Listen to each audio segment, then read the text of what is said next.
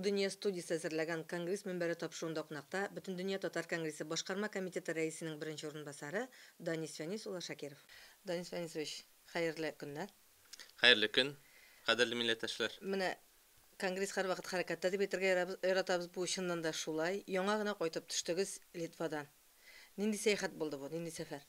Чыннан да дөрес әйтәсез, татар конгрессы һәрвакыт хәрәкәттә. Әгәр дә без милләтебезнең сулышын аңларга телибез икән, без татар конгрессы аппараты вәкилләре буларак та һәрвакыт йөрүдә булырга тиеш, һәм бу бүгенге көндә шулай.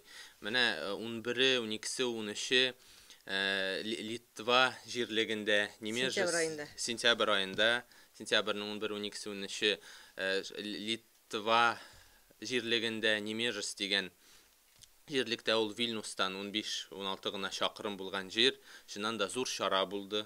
Ул да булса татар милли мәдәни үзәге ачылды. Ул Литва татарлары өчен дә, гомумән татар дөньясы да өчен дә зур вакыйга.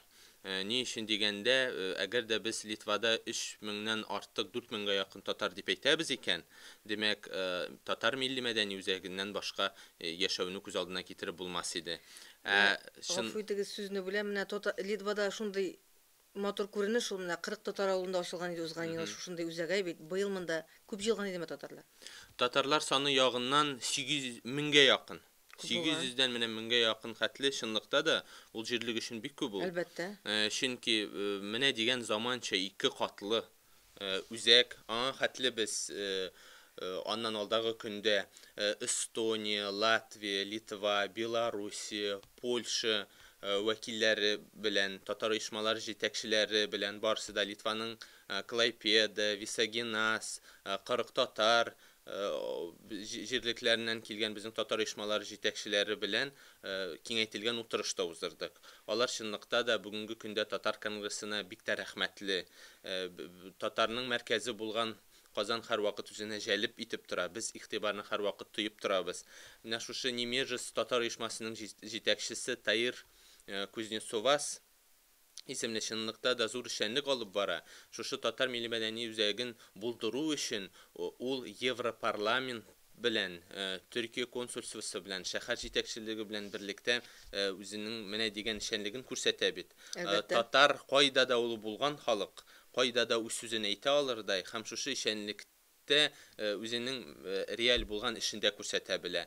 Менә бу татар милли мәдәни үзәге ачылуына Европарламент вәкилләренең булуы, шушы җирлекнең хакимияте, Вильнюс крае буенча аның мэры, аннарысын Семей дип атала инде аларда безнең дәүләт советы сыман. Шуның демәк рәис урынбасарлары, депутатлары булуы, Төркия посольствосыннан, Рус посольствосыннан, консульстводан булуы, дәрәҗәле кунакларның булуы, ул инде ачыктан-ачык татарга башка милләтләрнең дә, башка дәрәҗәдәге кешеләрнең дә мөнәсәбәтен күрсәтә. Һәм Европарламент вәкиле сөйләгән вакытта да шуны әйтте. Әгәр дә без Татар альянс, Европаның Татар альянс проектын дип әйтсәкме, татарларның бүгенге көндә менә шушы милли мәдәни үзәгенең ачылуының дәлиле буларак та, күренеше буларак та, демәк татарлар үз урынын белә һәм үз тоткан урынның ролен күрсәтә торган фактор бу.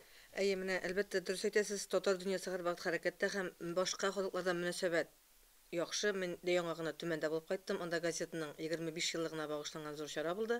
Әлбәттә инде башка милләт вәкилләренең катнашуы, андагы хакимият вәкилләренең катнашуы менә Яңаш газетасының юбилеенда. Бу әлбәттә яхшы мөнәсәбәтне күрсәтә торган әйбер. Милләтләр дуслыгы дип әйтәсе килә. Бу инде күперделгән сүзләр түгел, Аллага шөкер, халкыбыз каяда дәрәҗәле. Данис Фәнисович, менә бу вакытта бу чара кысасында бит әле Сабан туйда узды. Дөрес әйтәсез, Гөлнас Фернандовна, миндә шуның дәвамы буларак, татар кайда гына булса да, бина ачып кына яки күчмә утырышлар утырып кына, киңәйтелгән утырышлар гына уздырмый. Ул бәйрәмнән башка булмый. Әлбәттә. Төштән башлап, шушы ачылганнан соң гөрләтеп Сабан туй уздырдылар.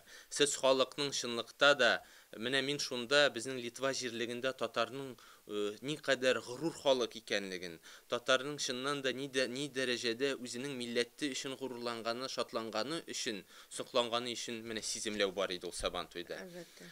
Барысы да анда бит татарлар гына җыелмый, калган милләт вәкилләре дә җыелып, чынлыкта да бу татар бәйрәм дә итә белә, эшли дә белә дип, бөтен җирлекләрдә тушы татар милли мәдәни үзәген каршысында да, кырыенда да уратып алынган милли уеннар безнең.